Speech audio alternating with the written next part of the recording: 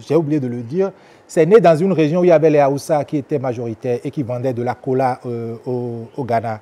Donc, ils faisaient ce commerce. Et du coup, étant né dans un milieu où les gens pratiquaient déjà l'islam, et ils n'ont pas, d'abord vous allez voir, il y a plusieurs noms qui viennent, hein, Mama Seibou, donc quand vous entendez, c'est une... qui serait l'un des fondateurs ou de ceux qui ont propulsé ou propagé cette religion-là. Donc, il y a un peu de ça dans cette... Mais vous avez également... Donc, vous avez à la fois la religion catholique, vous avez... non, chrétienne de façon générale, vous avez la religion musulmane et vous avez ce qui existait comme réalité endogène connue sur le territoire où c'était né. Donc, c'est à la fois le vaudou tel qu'il existait au Ghana, avec des réalités musulmanes. Et donc, déjà, quand vous entrez, vous allez voir très souvent, ils commencent leur prière par Salam alaikum, comme on le dit, alors que c'est le salut en arabe, c'est bienvenue, c'est bonjour, c'est la paix.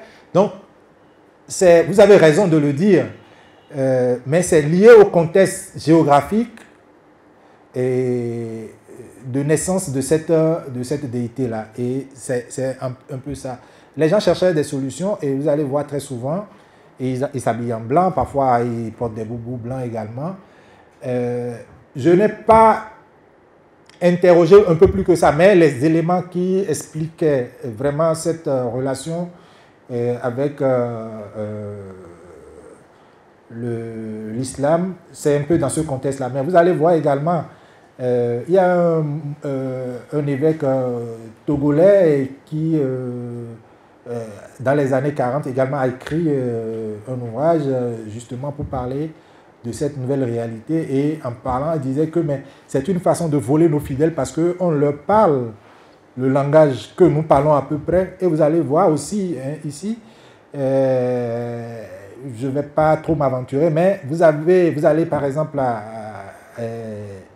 Tchapekodi, vous allez voir, il y a une désobéissance qui organise des cultes comme les cultes protestants ou les cultes catholiques. C'est comme une messe et les gens assistent à ces messes-là et ils font la communion comme les gens le font.